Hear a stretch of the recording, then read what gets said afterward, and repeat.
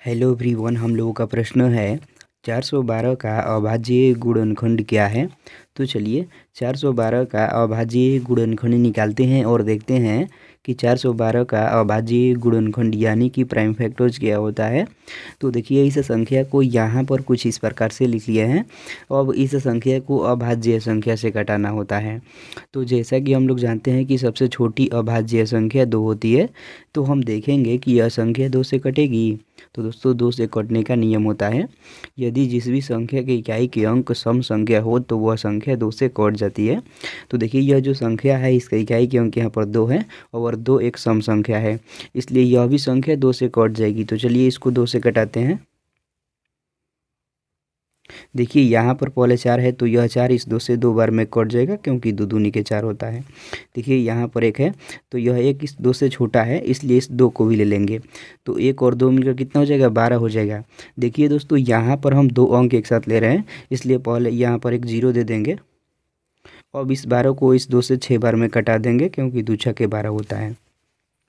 देखिए यह जो संख्या है इसका इकाई के अंक यहाँ पर 6 है और 6 भी एक सम संख्या है, इसलिए यह भी संख्या अभी 2 से कट जाएगी। तो चलिए इसको भी 2 से कटाते हैं।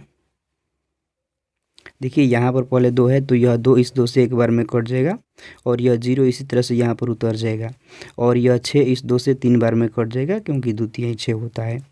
देखिए यहाँ पर 103 आ गया। तो 103 जो यह संख्या है यह एक अभाज्य संख्या है, इसलिए यह संख्या खुद के अलावा किसी भी संख्या से नहीं कटेगी। तो 103 को 103 से कटा देंगे तो यह एक बार में कट जाएगी। अब हम कुछ इस प्रकार से यहाँ पर लिखेंगे 412। देखिए दोस्तों 412 जो यह संख्या है 2 बार 2 से कटा है और एक बार 103 से कटा है। तो इन सभी को यहाँ पर गुणे के रूप में लिखेंगे, 2 गुणे 103।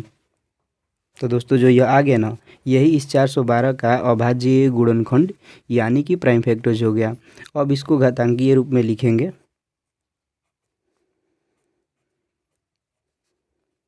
देखिए यहाँ पर 2 2 12, इसलिए क्या करेंगे 2 की घात 2 लिखेंगे और गुणा का चिन्ह देंगे। यहाँ पर 103 एक बार है, इसलिए 103 को एक बार इसी तरह से लिख देंगे। देखिए दोस्तों यहाँ पर 103 का घात 1 होगा, तो यानी इसका घात 1 का मतलब 103 ही होगा, इसलिए इसी तरह से इसको लिख दें। तो यही दोस्तों घातांकीय रूप में हो गया।